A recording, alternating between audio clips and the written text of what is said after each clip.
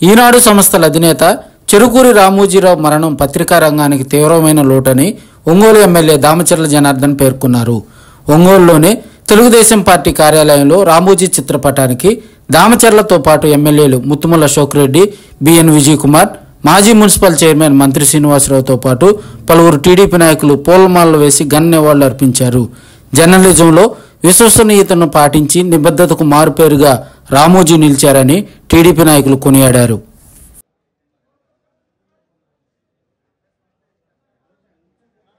ఈనాడు group వ్యవస్థ అధినేత రామోజీరావు గారు మరణించడం చాలా బాధాకరం. ఆయన కృష్ణా జిల్లాలో పెదకురిపాడులో జన్మించి ఒక రైతు కుటుంబంలో జన్మించి అంచెలంచెలుగా కష్టాన్ని నమ్ముకొని ఎంతో ఉన్నత స్థితికి ఎదిగిన వ్యక్తి రామోజీరావు గారు.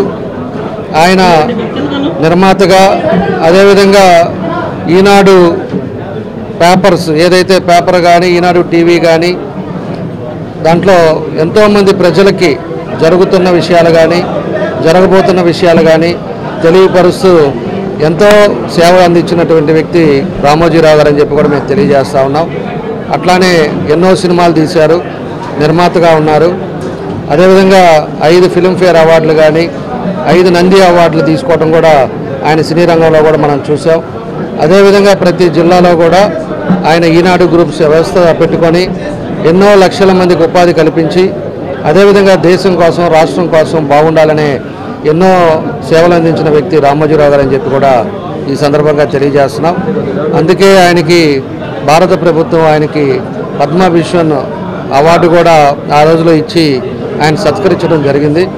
కాబట్టి అలాంటి వ్యక్తులు ఎంతోమంది ఉన్నా కూడా కొంతమంది అరుదుగా ఉంటారు. అలాంటి అరుదుగా ఉండే వ్యక్తుల్లో రామోజీరావు గారు అని చెప్పేసి కూడా ఈ సందర్భంగా మేము తెలియజేస్తున్నాం. కాబట్టి ఈరోజు ఆయన వయసు రీత్యా ఉండొచ్చు, ఏదో చనిపోవటం వల్ల ఏదైనా కూడా ఈరోజు బాధాకరమైన విషయం. ఆయన స్ఫూర్తితోటి అందరం కూడా ఉండాలని చెప్పేసి కూడా ఈ సందర్భంగా మేము తెలియజేస్తూ ఉన్నాం.